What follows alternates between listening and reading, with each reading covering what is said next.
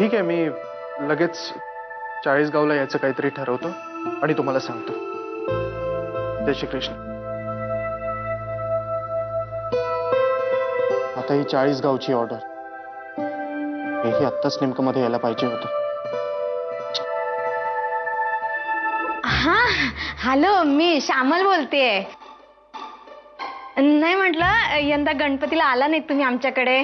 भाऊजी येऊन गेले, पण तुम्ही. मी येऊन काय केलं असतं?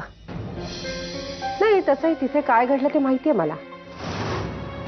गिरिजाने तर म्हणे आरती सुद्धा केली. हो, अगदी पद्मजाची आठवण करून दिली हो. त्या दोघींची अजिबात तुलना करू नका. मी तुम्हाला शेवटचं सांगते, गिरिजाला कुठल्याही परिस्थितीत मी तुमची सून होऊन देणार नाही.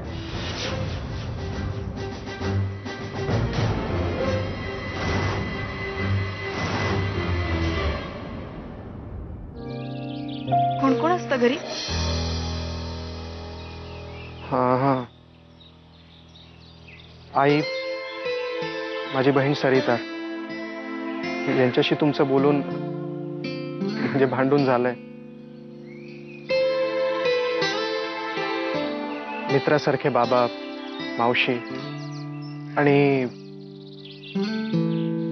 तिखापाणी. आजी,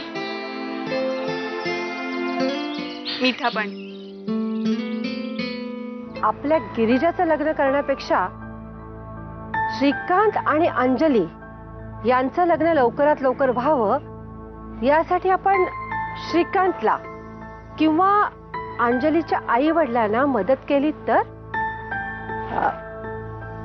हा प्रश्न आपल्यापुरता सुटू शकतो, नाही? श्रीच्या मनाविरुद्ध त्याचं लग्न करून आपण काय हित साधणार आहोत ग?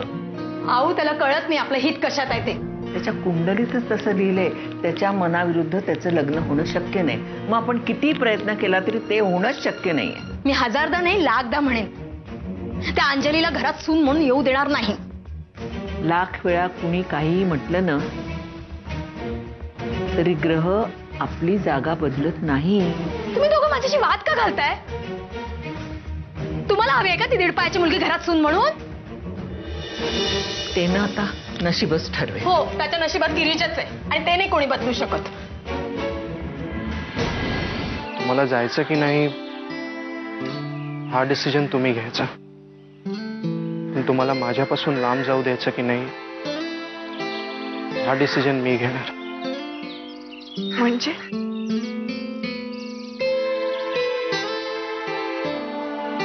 वेळ आल्यावर कळेल. रागिणी, अगं लग्नाची तारीख ठरायची आहे अजून, आणि तोपर्यंत माणसांचं गणित जमेल, खर्चाचं गणित कसं जमवायचं? होय ना. कमीत कमी खर्च करायचं म्हटलं तरी 1,00,000-2 लाख रुपये तरी लागतील नाही?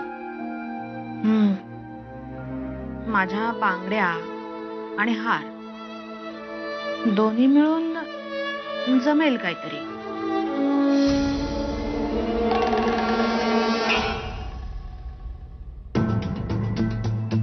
अगं अंजू, तू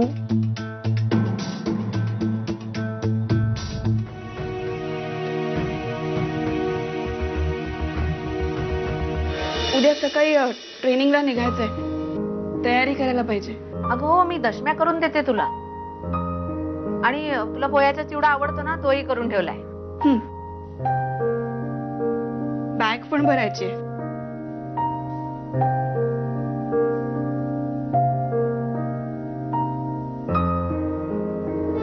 माझ्या लग्नाच्या खर्चाची काळजी करू नका.